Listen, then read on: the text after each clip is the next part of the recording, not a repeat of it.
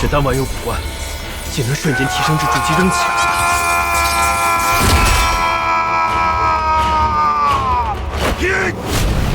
血冰钻。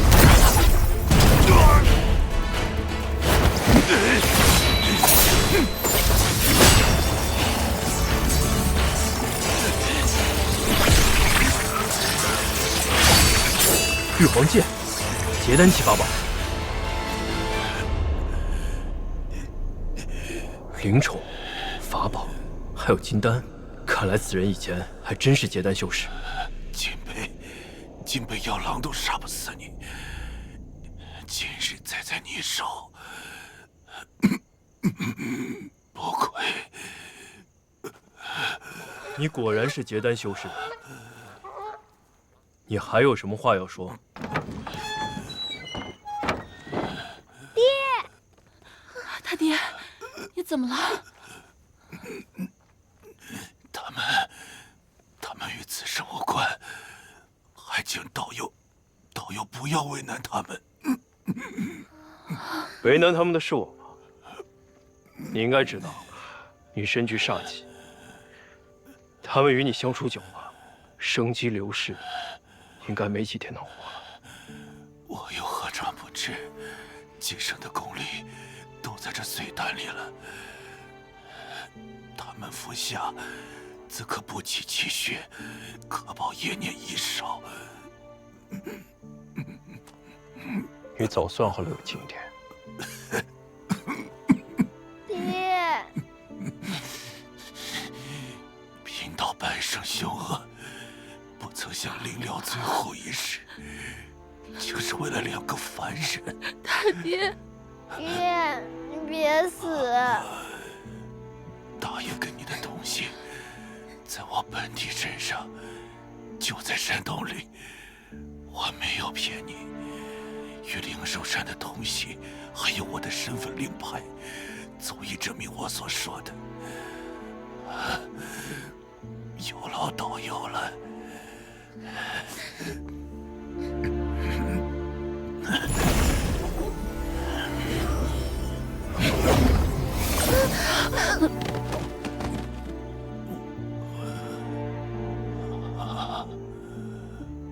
谢谢了，下来后就都忘了吧。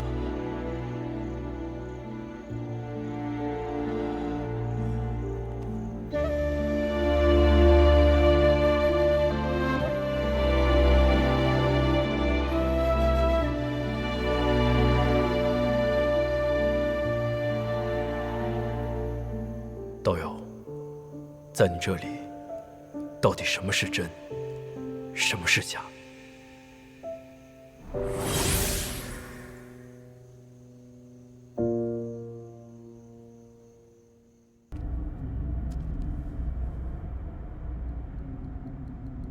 这应该是玉灵宗那人的遗骸了，伤得这么重，难怪来不及收拾储物袋。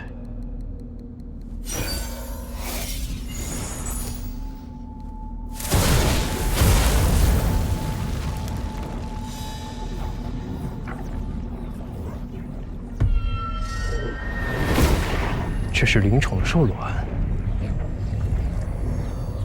这些虫子的生命力可真顽强。玉灵宗有点东西。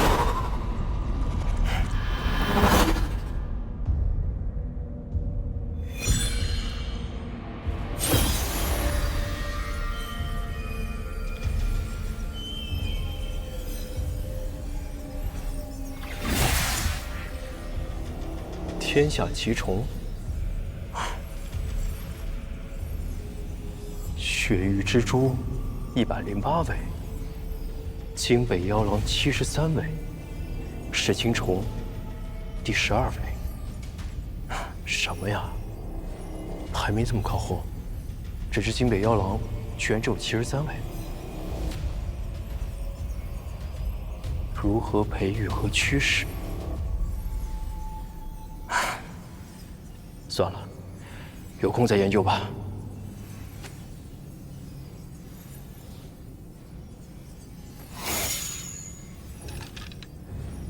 找到了，灵寿山与玉灵宗的往来信件。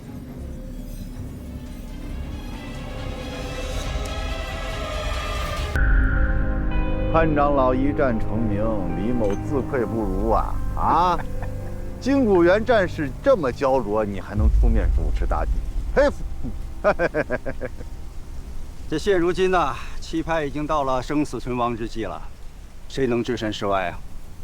眼看着门派中的小辈们前赴后继，我这个老东西啊，总不能坐视不管吧？就算不为我自己争口气，也得为我那么多徒子徒孙们争口气吧？哎呀，三位，看看谁来了，还不如接驾一下呀！不要脸！你一个迟到的人，还要什么接驾呀？啊，我知道了，啊，不好意思，不好意思。哎，潘老头，你啥时候到的呀？我也是刚到。你看这不差不多吗？哎呀，别闹了，别闹了，我饿了，渴了，赶紧把黄龙谷好吃的糕点都拿出来吧。瞧见没有，沙子有的是，要吗？哎，行了行了，说正事。赶紧把你那个升级版的四级妖兽的麻将拿出来啊！啊，天天打仗多无聊啊，解解压嘛！啊，这还差。收回去。哎，陆云子，你别每次一来又要吃又要玩的，找你来说正事儿。就是，师姐请说。据我方前线斥候观察，魔道贼子很有可能在下个月初策动攻势，所以我和师弟打算安排人手，在他们后方布控。攻其不备吗？哇，师姐，这主意棒棒的！哎，要不我们为此事啊赌上一局怎么样？这你也要赌啊？啊，那你赌成还是败呢？我当然赌成啊！那我们呢？败呀！滚！哎呀！哎呀呀呀呀呀呀！哎呀，我滚犊子了！师父在上，弟子韩立，敬请教安。不孝徒儿已返回谷中静心闭关，谷中一切安好。弟子心中挂念，仅您一人。前线战况不明，弟子回谷途中，意外发现灵寿山与玉灵宗勾结，图谋不轨。弟子已将政务呈交掌门，掌门位高权重，八面圆通，唯恐此事扰乱军心，按下不表。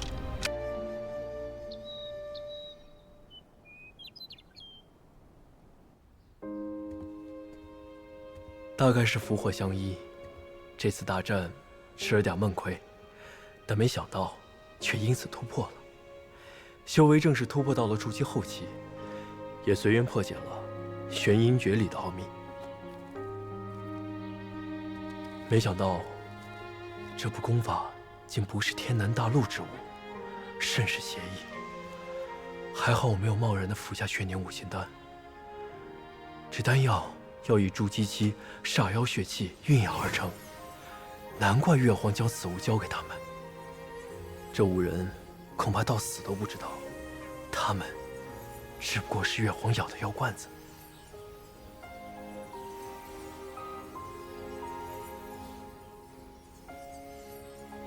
可惜，虽有3成结丹几率，但所结煞丹为假丹境，不仅不可再次突破，甚至还会被血气侵蚀，沦为野兽。如果失去了做人的资格，长生又有什么用呢？不过，这经书中所记载的生万化生之法，倒是可以研究一二。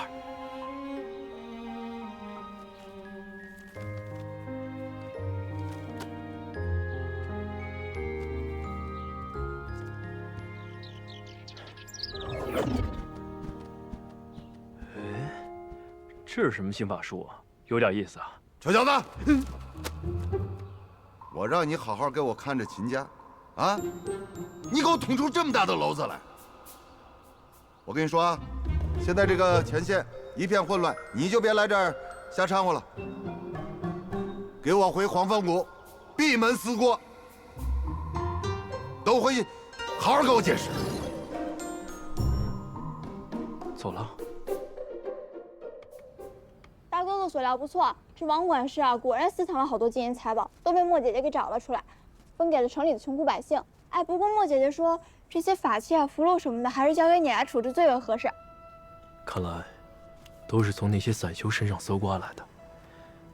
其中不知还有多少像小山兄那样的人。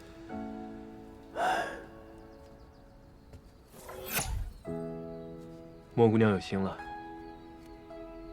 他人呢？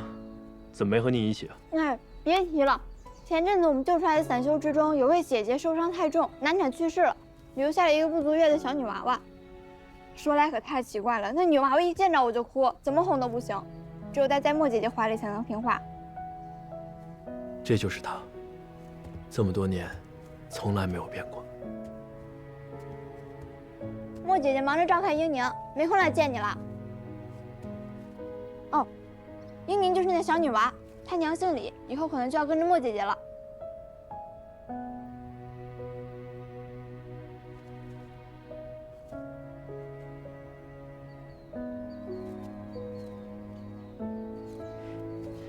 这回你出力不少，说说吧，想要什么彩头？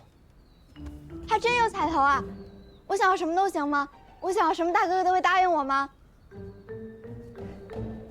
说说看吧，是丹药、法器，还是高阶符箓？那你要什么？我想拜师，师傅在上，请受徒儿一拜。起来，有什么话好好说，站起来好好说。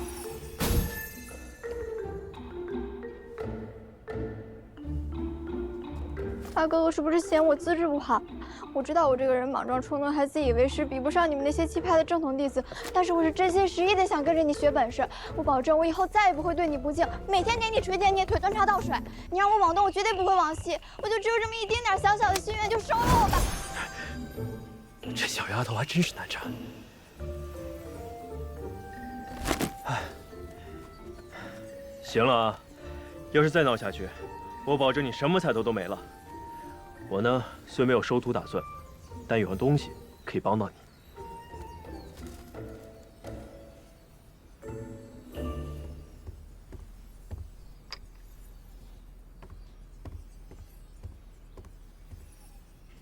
你资质不错，可惜我不收徒。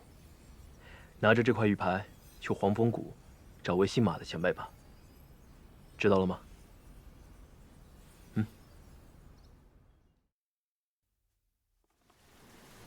莫姑娘，见字如面。很抱歉，以这样的方式道别。此瓶丹药，名为定颜丹，服之可保青春永驻，一定要自己制。还有这些强身健体的丹方，可以做出来售卖，希望对你的生意有益。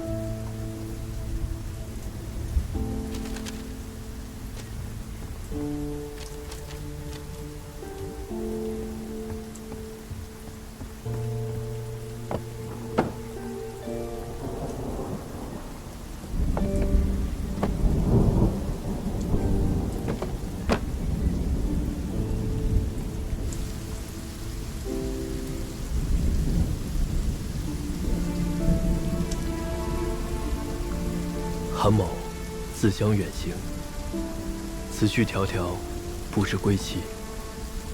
莫姑娘，还请将我忘了吧。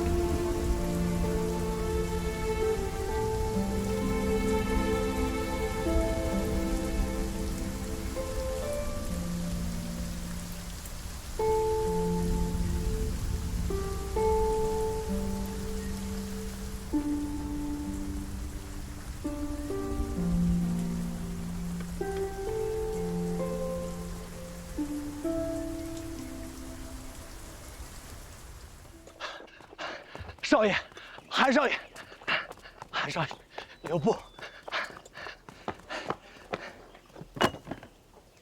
总算赶上。秦孤儿，你怎么来了？韩少爷，您有所不知，府里那些阿杂破财呀，都说您是在京城里待不下去了。但小人知道不是这样的，小人都见到了，老爷对您是钟爱有加，您还一下子就治好了飞少爷的病。如此胸襟，胜过他人100倍。小人还知道您不是常人，小人知道您走了，特意嘱咐我家婆娘，为您做了几道家乡特色的小菜。还有呀，醉仙楼的好酒呢，您吃了以后再走啊。来来来，嘿。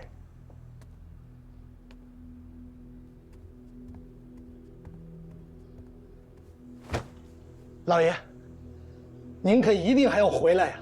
小人一定为您看顾好这份产业，您一定要回来继承呀！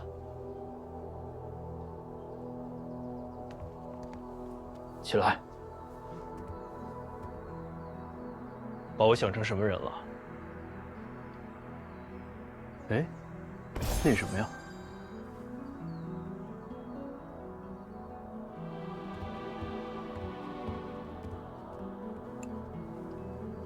哎，老爷，老爷，老爷，啊不，先生，韩先生，韩先生，秦桧有眼不识泰山呀，韩先生，秦桧一定要给你立香火呀，先生，秦桧给你立香火呀，先生，秦桧给你立香火，先生，秦桧给你立香火。无论是诡计图谋，还是壮志未酬，终究都做了土。唯有山川风月依旧。这趟出门，还真的挺久了。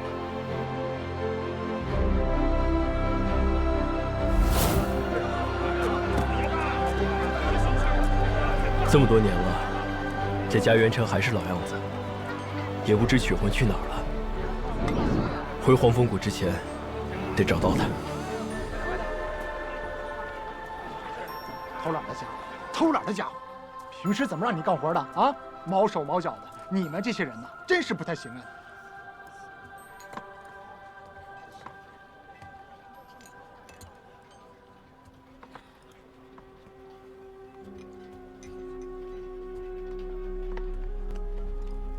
客官，您来我们四平酒楼吃饭，那可真是来对地方了。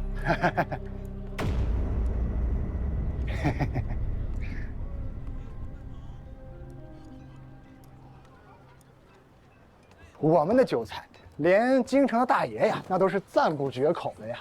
我给您介绍一下，我们这儿有蒸羊羔、蒸熊掌、蒸鹿眼、烧花鸭、烧雏鸡、烧子鹅、卤煮卤鸭、酱鸡腊肉、松花小肚、晾肉香肠。我不是来吃饭的。明白，那您就是来打听事儿的。您呐，尽管问，就这一点，没有我孙二狗不知道的。问，这家园城就没有我孙二狗不知道的事儿。还跟以前一样。听说莫府被五色门占了。这家园城啊，早就没有墨家了。他们老爷子没了以后，是每况愈下，还得罪了先前颇有交情的五色门，一夜就被人给灭了，那叫一个惨哦。后来这五色门举家迁移，说是投了京城的贵人。莫府还有人吗？没了，莫夫人和府上的人全被这帮狗贼给害了。这后事都是我们这帮街坊偷偷给办的。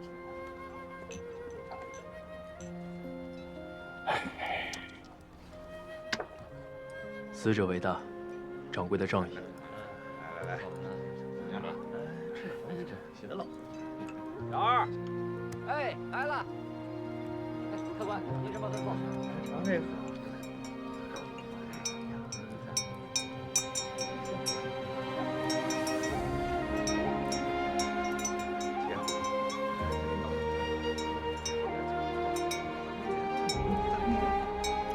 哎，客官慢用。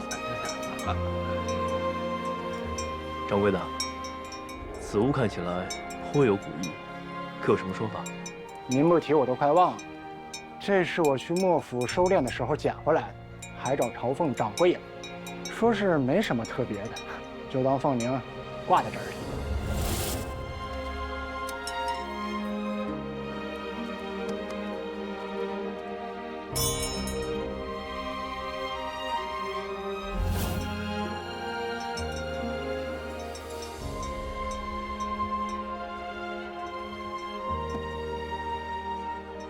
实不相瞒，这莫府当年和我有些渊源，只是有些年没走动了，已是物是人非。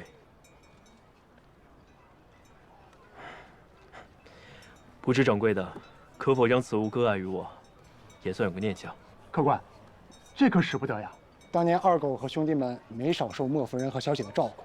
再说了，这也不是什么值钱的物件，您与莫府有旧，理应相赠与，哪还能收您钱呢？是不是？您要真想意思一下，不如照顾一下我这店里的生意，我去给你张罗几个好菜啊！您等等，您等等。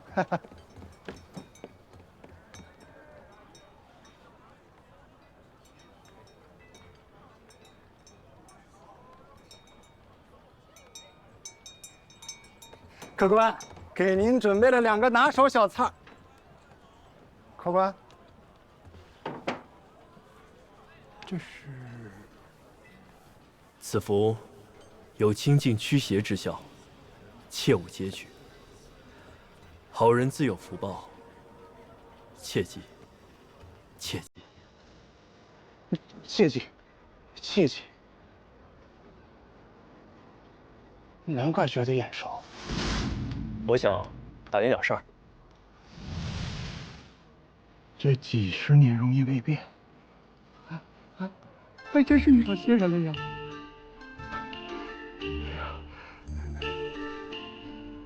以后我这4平酒楼就改名叫玉仙楼吧。以后我这就叫玉仙楼了啊，记住了。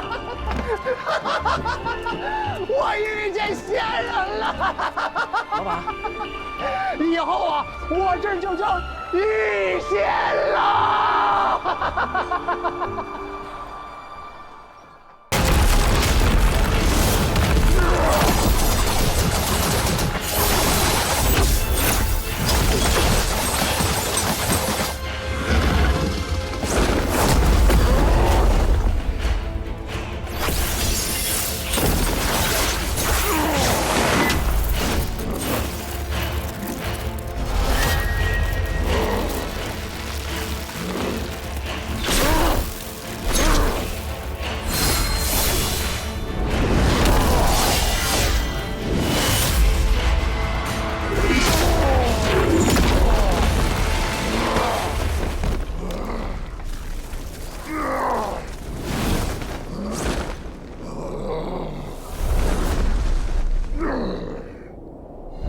恢复一次，我斩你一次。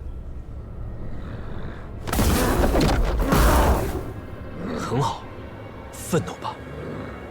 这秘术激发兽性本能，这种场合失去理智，可就离死不远了。还有2个血石呢。小心！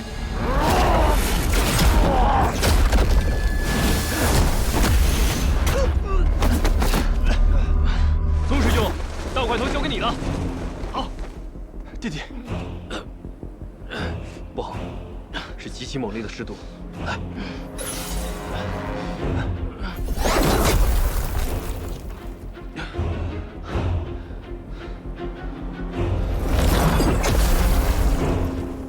没想到能在这儿再次见到你，韩道友，别来无恙。看来你是用升仙令进了黄风谷，还到了筑基中期。所以，在泰南小会你就诱骗散修，拜你所赐，吴九只成了现在这副模样。老天让我活着，就是为等你上门送死。别废话了，万小山道友的仇，今日就一起做个了结吧。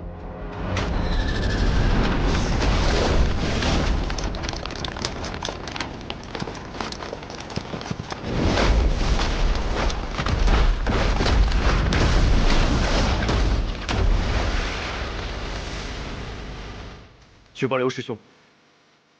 不想练。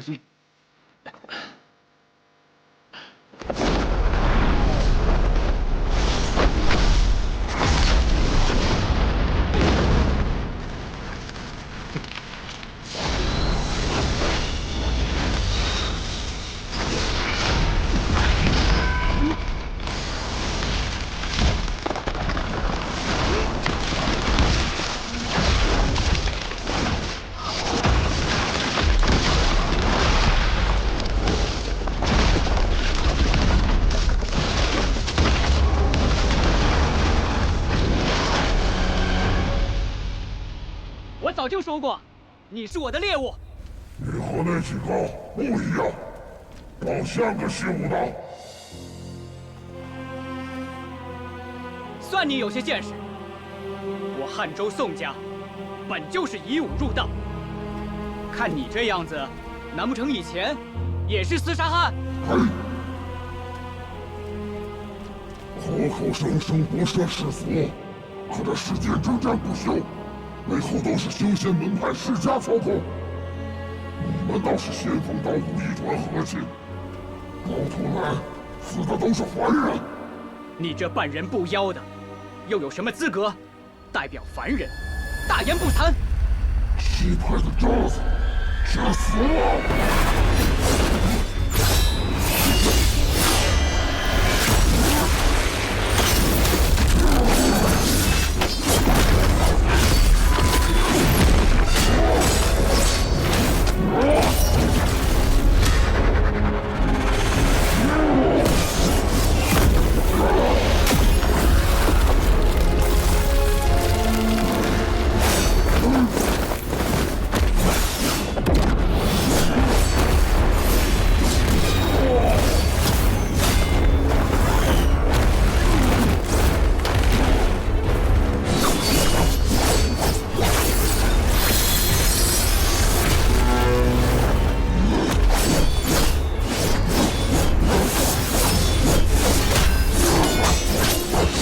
强术无非拦、拿、杀、割、击、引、剑术也是如此，有道是一寸长一寸强。像你这样粗暴的战术，枉费这炸妖之躯，当真是暴殄天物。你废话太多了。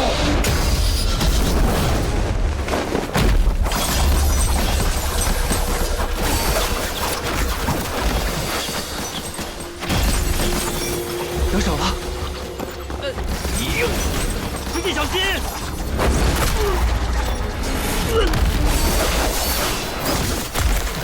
哥！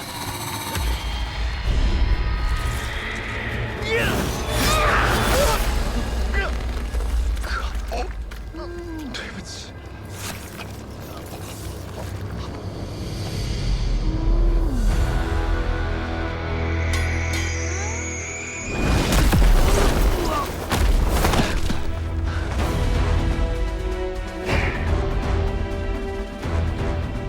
你的味道应该也很美味吧？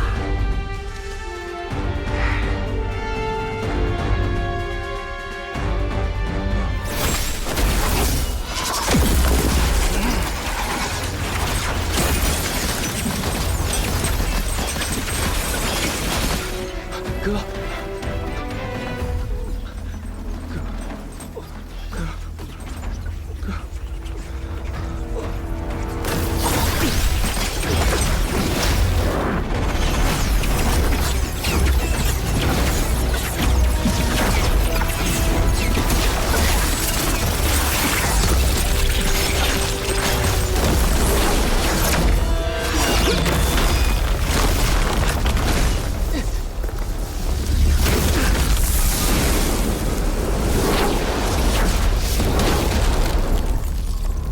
你的废物同伴又少一个。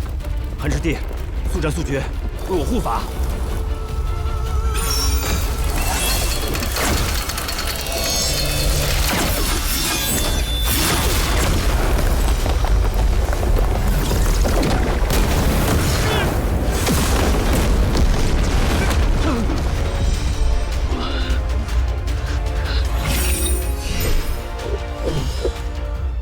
这是评估的。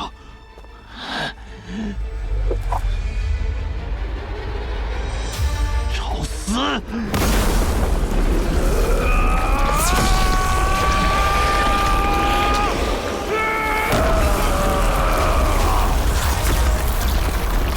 我要亲手捏死你！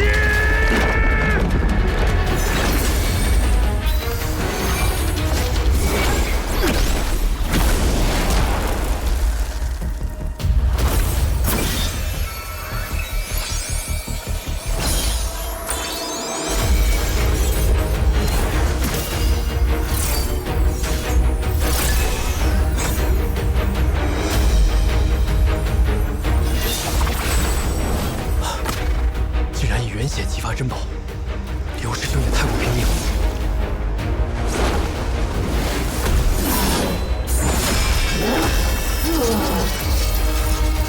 还请听长，说吧，叫什么名字？老子要是心情好，给你立个碑。南城湘西百人将铁罗，杀你们！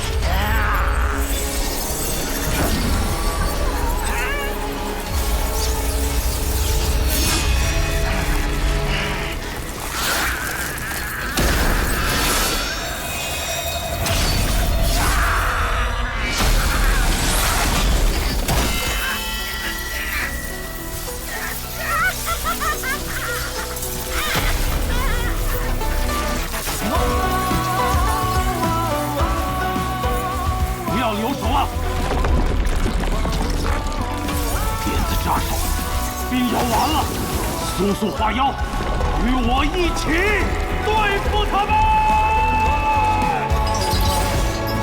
春风干月千里气息，茫然却人言为气，江湖了长景，不露锋芒，运筹谋划，没完没了。几分牵挂，伴我走天下。绝境红尘至今的眷恋。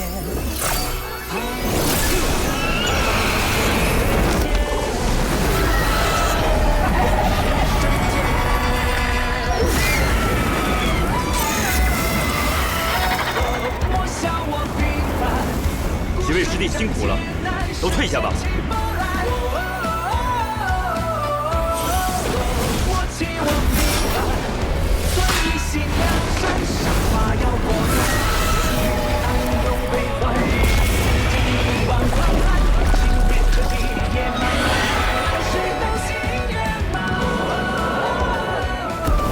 邪魔外道，就是。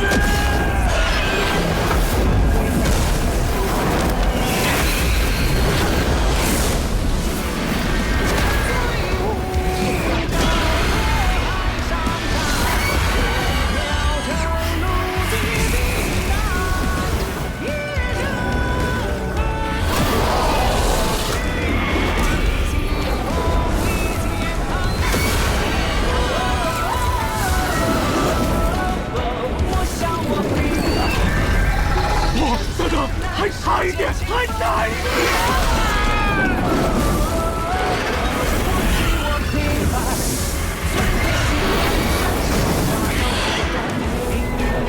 用悲欢，生死间迷惘慌乱，心念可抵也慢慢回来，是等心圆满。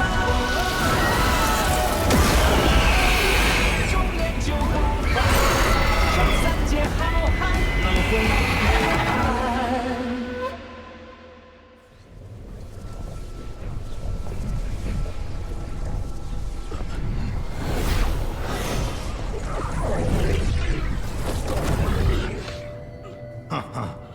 败了吗？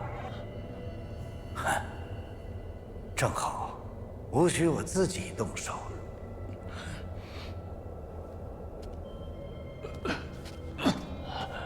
小人有走。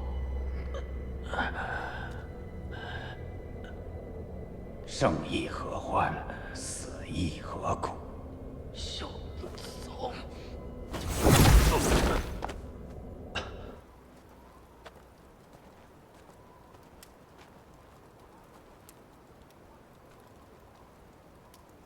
筑基中期实力的傻妖，一击即溃，不愧是珍宝。不过，连储物袋都烧成灰了，真是浪费。韩师弟，这局就算咱俩打个平手吧。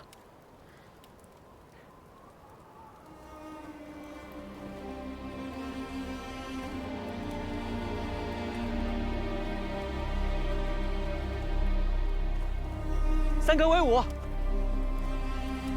都解决了。师兄除魔未到，不惜燃烧珍宝，师弟佩服。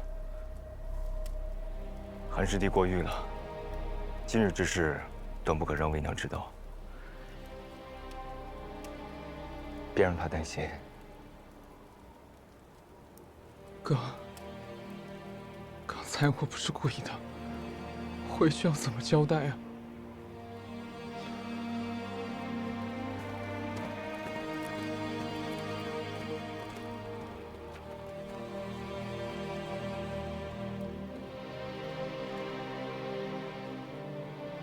现在应该怎么办？魔头未出，还不知道会不会发生更坏的事情。不能把他留在这儿。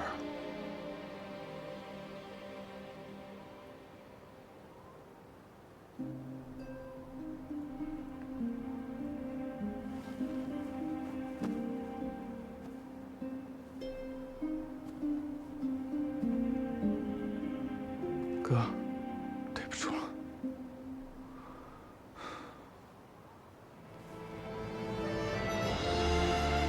对不住了，陈师弟。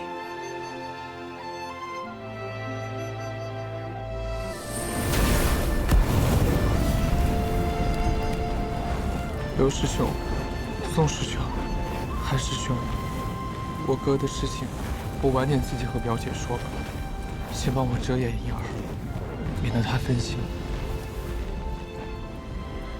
这个自然，师弟节哀。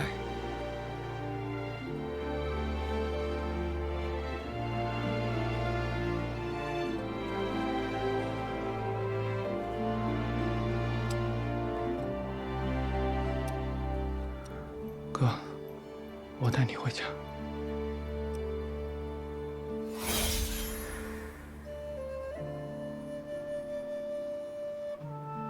那咱们进去看看吧。修行了这么久，还打喷嚏，有种不太好的预感。不行，不能再让其他的事情耽误了。修炼，修炼，修炼。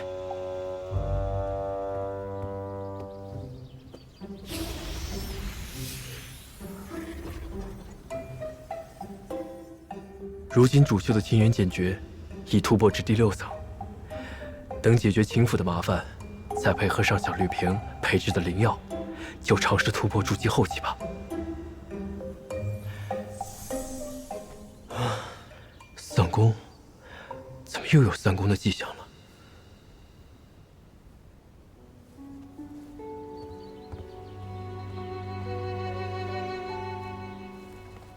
这三转重元功上说，每当修炼到清源剑诀第6层，应该散功重修3次。像我这样的伪灵根自制，只有这样反复的压缩真元，才能多一次突破结丹的可能。不过散功一事，未免太过疯狂。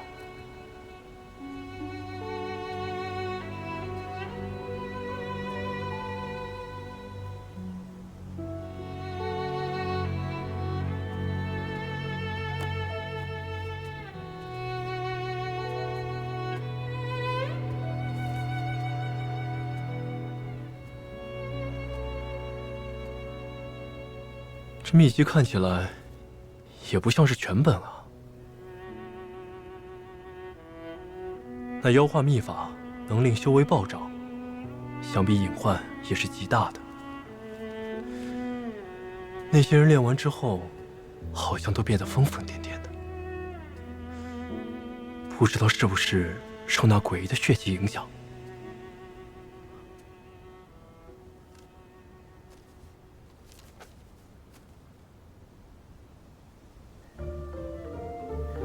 血凝五行丹可以突破结丹瓶颈，怪不得黑沙教教主估计练的就是此法。不过要像那铁罗一样变成半人半兽的模样，还是算了。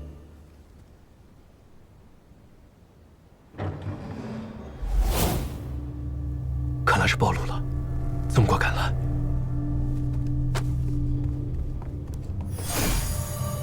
韩公子，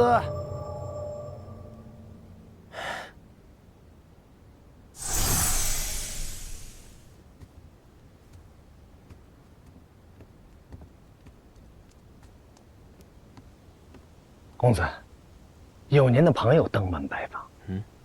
我的朋友。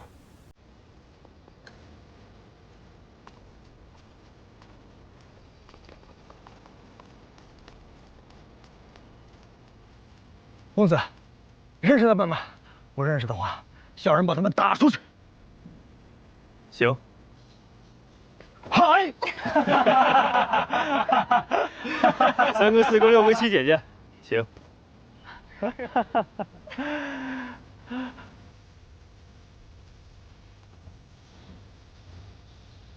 师兄师姐，此番来援，旅途劳顿，韩立感激不尽。嗨，师弟，你怎么神神秘秘的？还特地在信中嘱咐我们不要暴露黄风谷的身份。我们装的怎样？像不像普通凡人？紧赶慢赶，可算是赶上少爷灯辉了。你来这京城也有些时日了，可去了墨香居？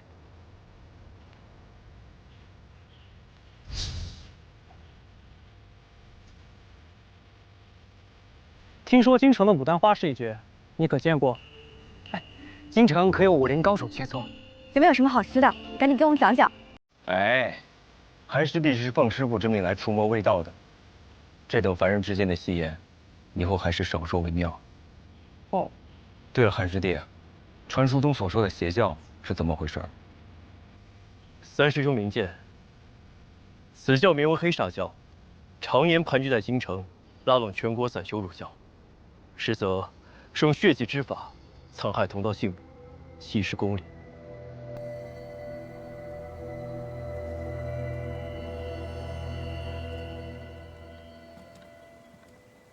岂有此理！这等血祭害人的邪徒，人人得而诛之。门内熊能是干嘛使的？这等大事，居然毫不知情。韩师弟，你所说的可有真凭实据？我等修仙之人不得干涉世俗王朝，本就是门内铁律。若是仅凭臆断就肆意妄为，长老们听了，恐怕不会太高兴。依我看，就是东边日出西边雨。七派忙着与魔道交战，根本无暇顾及其他。再加上被害之人大多是散修，无门无派，七派关注不到，自然无力干涉。根据我收集的消息，这黑煞教共有4个筑基期的玄师侍卫，还有1个教主正在闭关。如今我们几个联手，尚可一敌。但若放任那教主破关，恐怕这邪教就真成气候了。这些邪教妖人，唯恐天下不乱。一想到他们的所作所为，我就寝食难安，恨不得将他们碎尸万段。刘师兄受过什么刺激吗？怎么一提邪教就这么冲动？哎，你们快看，谁来了？哎，我把咱们的帮手带来了。陈师妹，刘师兄，宋师兄。哎，陈师姐，韩师弟，你不是总向我打听韩师弟的消息吗？韩师弟就在这儿了。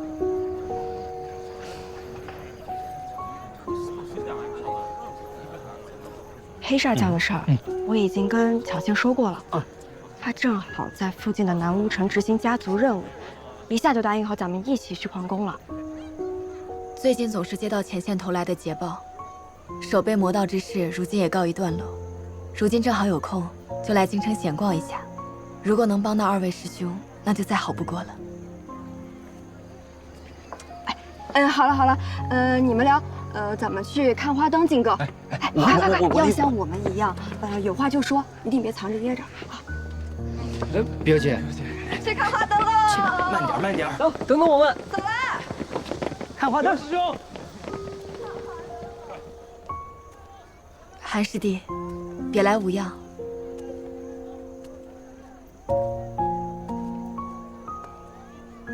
我小的时候，我父亲一直让我在家里修炼，错过了许多人间的繁华。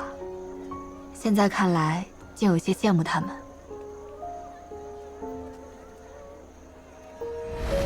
小妹、爹、娘，还有厉飞羽，你们都好吗？韩师弟，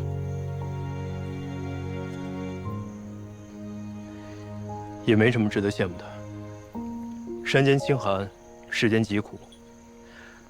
这仙也好，凡也罢，各有各的无奈罢了。你说，这水中的倒影背后，是不是有另一方天地？那里没有人心险恶，也没有战乱，到处都充斥着自由和纯粹，就像梦境一样。镜花水月，如梦幻泡影。这世间，总是苦难多一些。纵使我们修行大道，也是顺心易少，不如意多。师姐，还是看开一点。师弟真是豁达，跟你聊这么几句的功夫，我就把所有烦恼都忘了。你最近有做梦吗？自从修仙以后，就很少做梦了。是吗？我最近倒总是做梦，梦中有一道黑影，一直在追我，我逃也逃不掉。但每到这个时候，总会有一个人出现来保护我，只是我看不清这个人的脸。也许师姐看到的，只是水中的影子吧。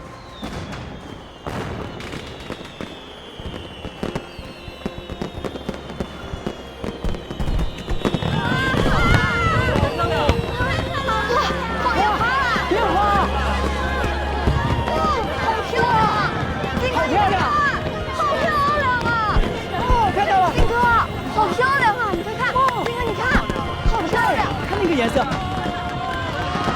哦，你看看，金哥这么漂亮，是不是？哇！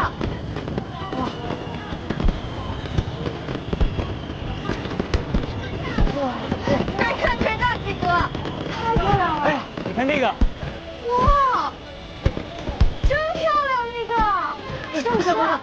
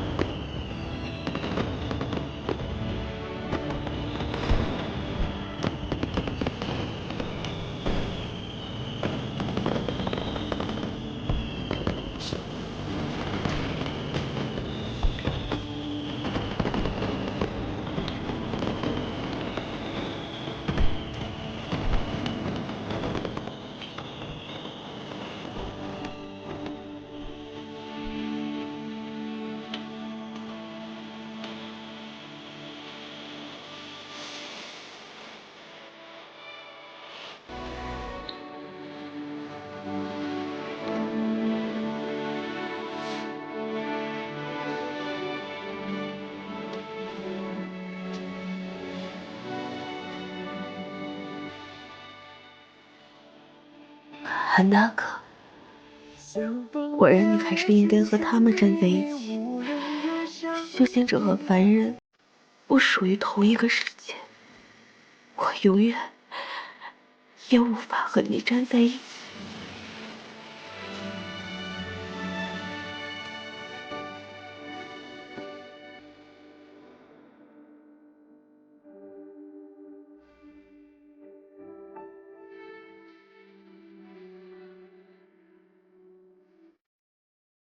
莫姑娘，保重。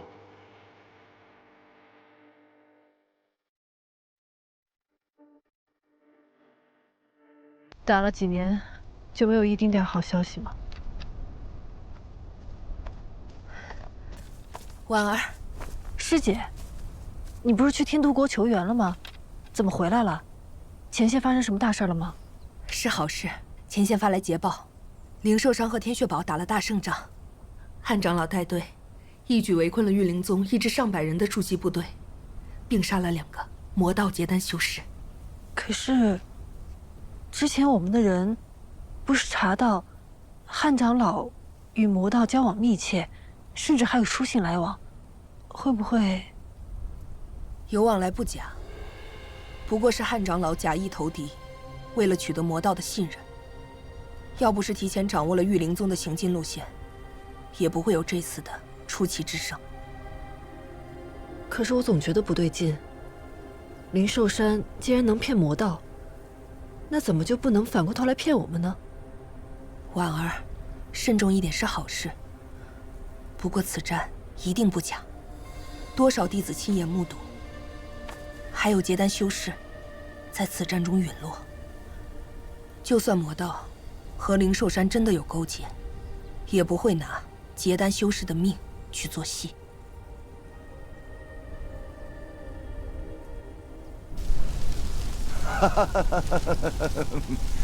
哎呀，这真是久旱逢甘霖啊！啊，跟这帮魔道贼子斗了这么久，终于有点好消息了。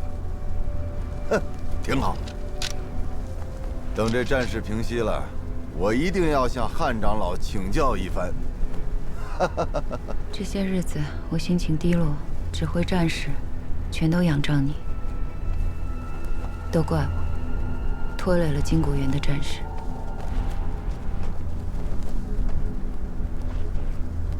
师姐，还没有轩儿的消息啊？那魔头行踪不定，也不知道他到底把轩儿藏到哪儿去。无妨，过几日清虚门与灵寿山就会来跟我们会合。等大部队集结，我多派些人手，扩大搜索范围，肯定能找得到。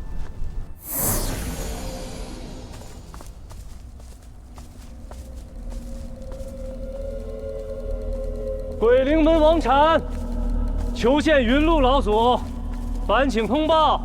王家那小子来了，怎么是来求药的？你这年纪轻轻的，身体不行了，还是替你老爹求的？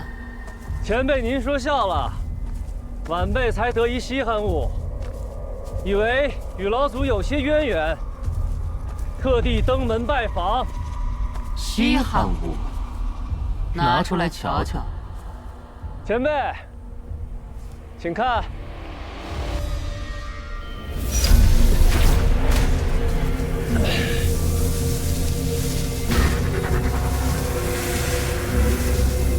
鬼灵门王禅拜见云路老祖。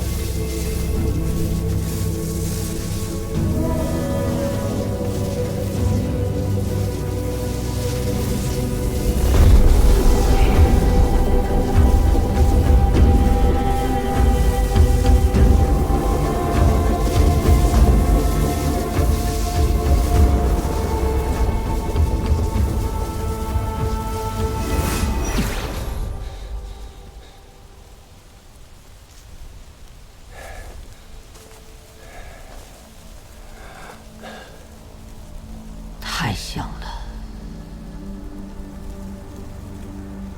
你母亲，她可还好？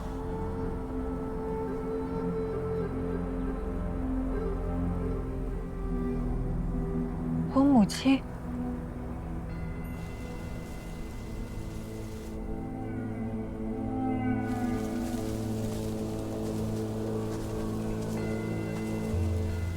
一晃眼，都这么大了。你叫什么名字？我叫董轩儿。还是这样别扭。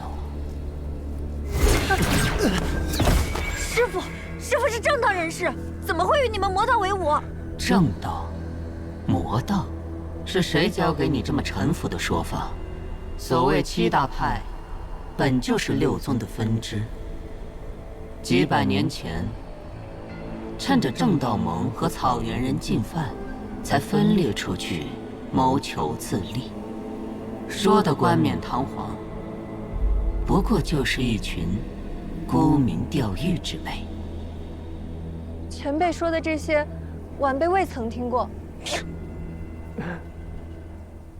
云路老祖何等人物，又何须欺骗于你？这偃月宗本就脱胎于合欢宗，这灵寿山也是出自玉灵祖，眼下燕家堡也回归我鬼灵门，这七派就快要散架了。真的吗？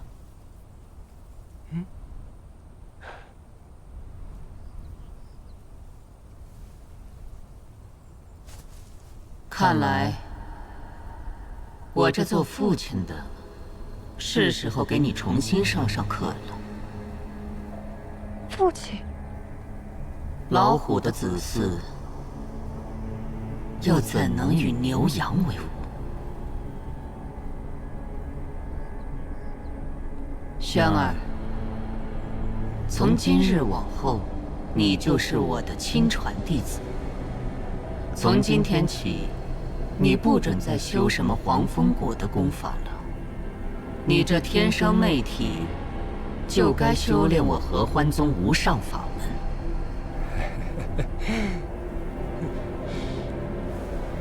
我早跟你说了吧，你应该谢谢我，还不快赶紧认亲，来世。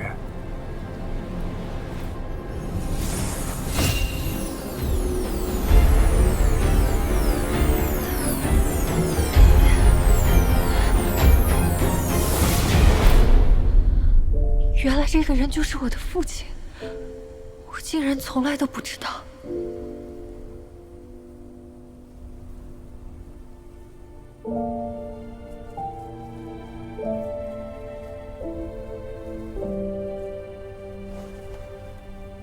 贺喜老祖，今日终于与轩儿师妹团聚了。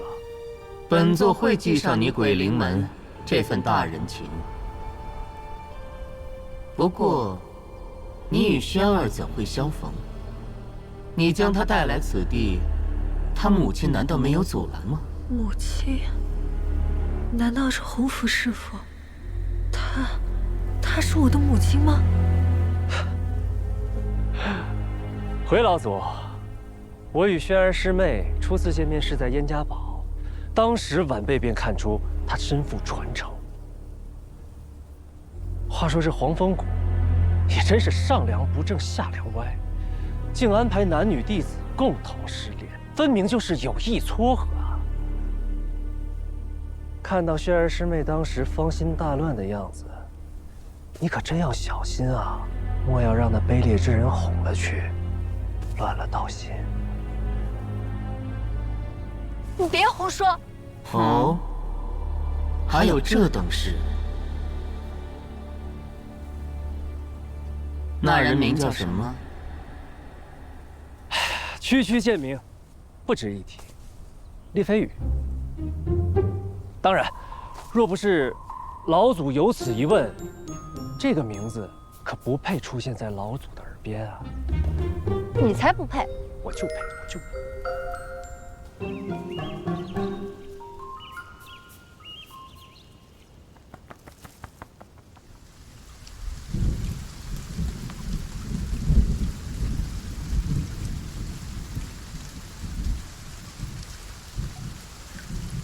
这古书非寻常之物，可惜只能看得懂卷首的敛气诀，其余文字着实难辨，只能以后再找人解读了。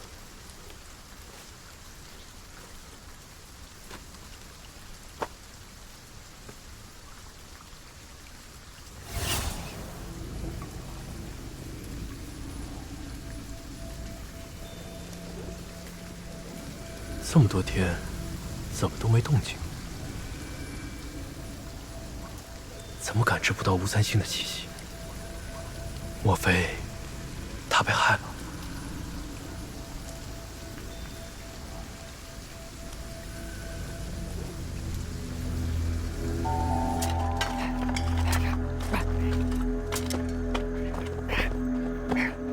走，用力，走，小五，走。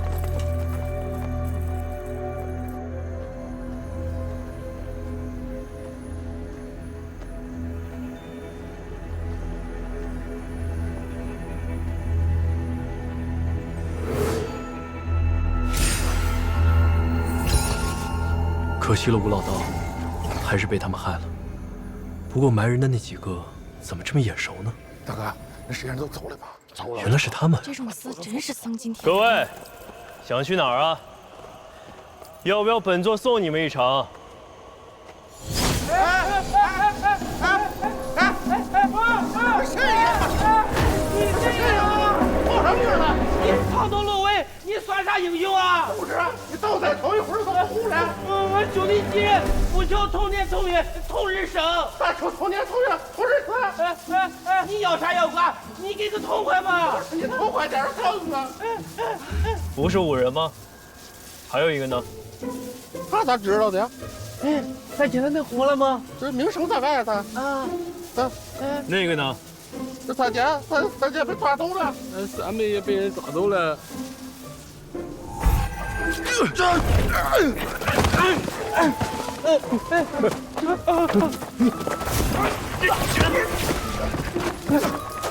哥，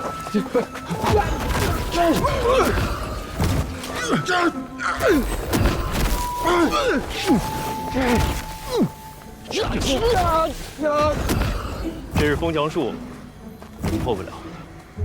哎，大哥，在哪里？把你们知道的都如实说出来。不招，你就在里面待着吧。前辈，我们都是可怜人，可怜人，要不是中了血咒，被下了禁制，我们谁下的禁制？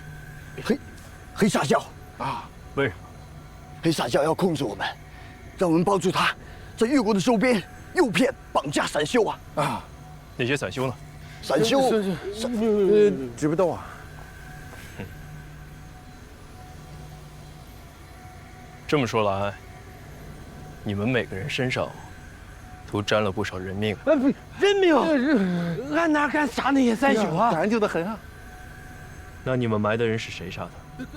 不是我们杀的，是西王府的王管事让我们埋的。那其他散修呢？我跟你说吧，那些散修他其实根本就没有死啊，只不过是黑煞教把他们给藏起来了。藏哪儿了？还知不道啊？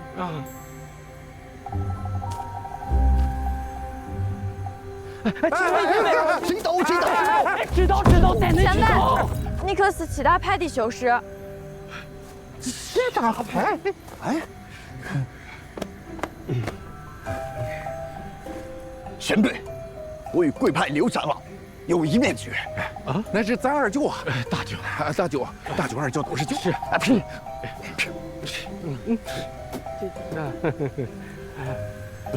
前辈，请帮我们除去血咒，解开禁制啊！我们定会帮前辈荡平黑煞教，匡扶正义，万死不辞。我们王章无忧，罪上一参与。什么狗屁蒙山无有，成事不足，败事有余。不过是一些未通过考核的外围修士，教主早在他们身上下了邪咒。